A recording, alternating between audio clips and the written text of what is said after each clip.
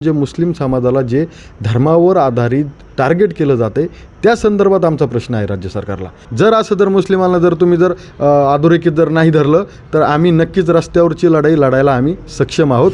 महाराष्ट्रातील जो भटका विमुक्त समाज आहे यांच्यावर जे समस्या होतात त्यांचं निराकरण करण्यासाठी अमानवीय अत्याचार झाले त्याच्यासाठी एक समिती स्थापन झालेली आहे। तशीच एक समिती मुस्लिमांसाठी सुद्धा स्थापन व्हावी अशी मागणी केली आहे अरबाज पठाण यांनी। स्वतः अरबाज पठाण माझ्यासोबत आहेत। काय सांगाल, एक समिती अशी स्थापन झाली आहे पण अजूनसुद्धा मुस्लिमांसाठी अशी कोणतीच समिती स्थापन झाली आहे नाही आणि तुम्ही त्याची पहिल्यांदाच मागणी केली आहे। गेल्या 24 एप्रिलला 2026 रोजी राज्य सरकारने बहुजन विकास मंत्रालयामार्फत एक GR काढण्यात आला।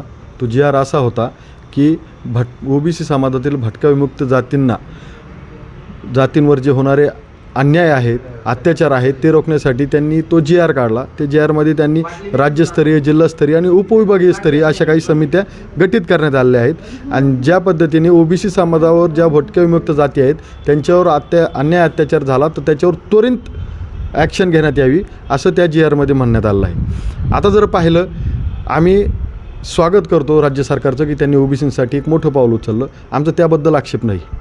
विषय हा आहे की गेल्या अनेक वर्षापासून जे मुस्लिम समाजाला जे धर्मावर आधारित टार्गेट केलं जाते त्या संदर्भात आमचा प्रश्न आहे राज्य सरकारला, की आमचा थेट सवाल आहे की तुम्ही जे OBCसाठी जो एक ठोस पाऊल उचललं त्या संदर्भात मुस्लिमांसाठी तुम्ही तो ठोस पाऊल का उचललं नाही। गेल्या अनेक वर्षापासून मुस्लिमांवर कित्येक अत्याचार होत आहेत। बीडमधील घ्या, खडकतमधील घटना घ्या।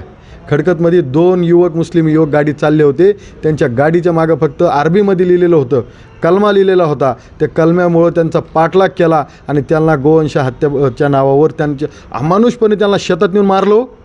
त्यांच्यावर इतकं त्या लोखंडी रॉडने त्यांना मारहाण करण्यात आली। त्यांच्यावर गुन्हा दाखल झाला। गुन्हा दाखल झाल्यानंतर ते अद्यापही आरोपी ते अटकेत नाही येतं। एवढी मोठी घटना होऊन एक आरोपी धरला जात नाही त्यातला। चकलंबामधली घटना बघा, 2025मधली चकलंबामध्ये तोच प्रकार झाला, परंतु उलट त्याच्यात मुस्लिम समाजातील युवकांवर गुन्हे दाखल करण्यात आले। अनेक प्रकार जिल्ह्यात बघा, जळगावमधलं सुलेमान पठाण प्रकरण त्याला मॉब लिंचिंगमध्ये मारण्यात आलं। पुण्यातले काही प्रकरण झाले। TCS प्रकरण नाशिकचं, एक जे मडी जी पाथर्डी तालुक्यातील मडीमध्ये जी यात्रा भरती तिथं मुस्लिमांना दुकानं लावू दिली नाहीत, मारहाण, शिवीगाळ अशा अनेक घटना घडत आहेत। त्या संदर्भात मुस्लिमांसाठी तुम्ही केव्हा तुम्ही ठोस पाऊल उचलणार। त्यामुळे आमची राज्य सरकारला मागणी आहे की मुस्लिमांसाठी तुम्ही ॲट्रॉसिटी ॲक्टप्रमाणे सारखाच कायदा मुस्लिमांसाठी एखादा तयार करण्यात यावा, ही आमची राज्य सरकारला मागणी आहे। दादा, पण मागणी करताय, खरंच वाटतं की राज्य सरकार याची अंमलबजावणी करेन आणि समिती स्थापन करेल म्हणून? आणि जर का समिती नाही स्थापन झाली तर पुढचं पाऊल काय असेल? नाही, समिती स्थापन का नाही करणार? तुम्ही OBCतील भटका विमुक्त जातींसाठी तुम्ही एक GR पास करू शकता, तर मुस्लिमांसाठी का करू शकत नाही? का आम्ही ह्या देशातले नाहीत, आम्ही ह्या राज्यातले नाहीत का? असं दुजाभाव राज्य सरकारने करू नये।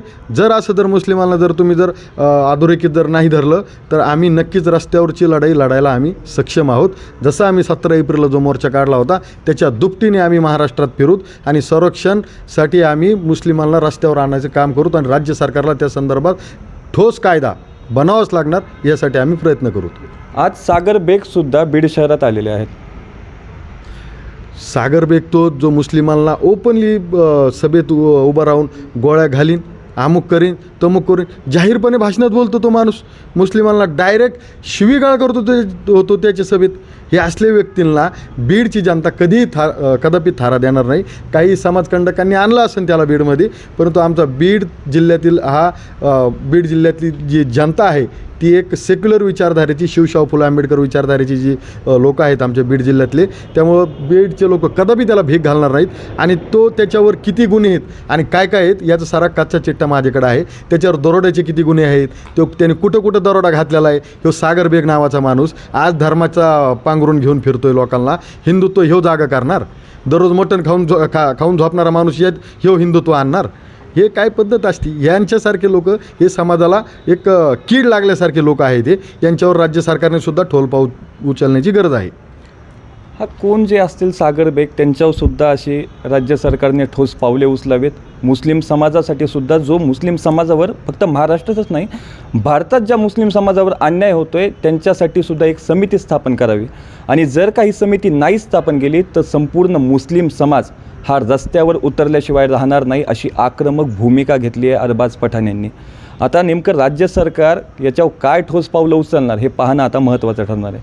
बालाजी शिंदे, लोकाशा TV, बीड.